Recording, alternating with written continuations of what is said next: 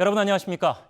문재인 대통령이 꽉 막힌 남북 관계를 타개할 방책으로 외교 안보 라인 개편을 통해 분위기 쇄신에 나섰습니다. 공석인 통일부 장관에는 이인영 의원을, 국가정보원장에는 박지원 전 의원을 내정했고 국가안보실장에는 서훈 현 국정원장을 임명할 예정입니다. 먼저 최진만 기자입니다.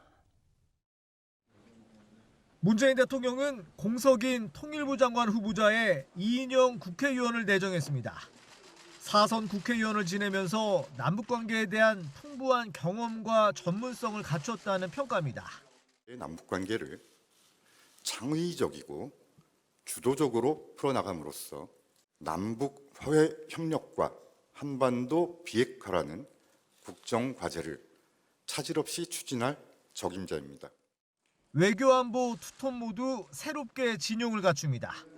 우선 국가안보실장에는 국정원 출신의 외교안보 전문가인 서훈 국가정보원장을 임명할 예정입니다. 한반도의 평화를 국민들께서 안심하실 수 있도록 제도적으로 정착시키는 것이 문재인 정부의 목표입니다. 한반도의 완전한 비핵화를 이루기 위해 끊임없이 노력할 것입니다.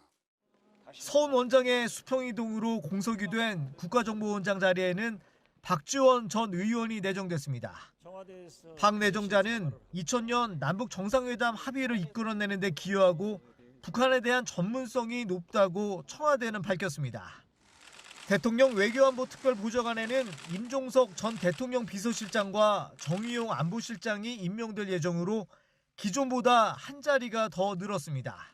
문 대통령은 통일부 장관과 국정원장은 국회 인사청문회를 거쳐 임명하고 국가안보실장과 외교안보 특별보좌관은 이르면 오는 6일 임명할 예정입니다.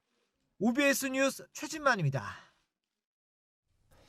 이번 외교 안보 라인의 개편은 김현철 통일부 장관이 남북관계 경색에 책임을 지고 물러나면서 이미 예견됐습니다.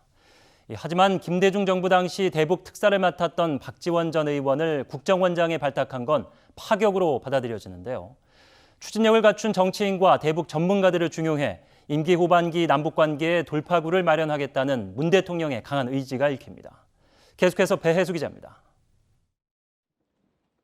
새롭게 구성된 문재인 정부 집권 후반기 외교 안보 라인의 특징은 박지원, 이인영 등 정치인 출신을 전면에 내세웠다는 점입니다. 강한 추진력과 소통, 정치력을 갖춘 인사들로 한반도 위기 국면을 돌파하겠다는 문 대통령의 심중이 엿보입니다. 특히 김대중 정부 시절 대북 특사로서 최초의 남북 정상회담을 이끈 박지원 전 의원의 발탁은 시사하는 바가 큽니다. 이미 제안한 3차 북미 정상회담 성사를 위해 남북관계 개선이 절실한 만큼 누구보다 북한을 잘 아는 박 내정자를 선택한 것으로 보입니다. 서훈 국정원장을 외교안보 사령탑인 청와대 안보실장으로 이동시킨 것도 같은 맥락입니다. 현 상황에 대해 신중하게 대응하되 때로는 담대하게 움직일 수 있도록 준비할 것입니다.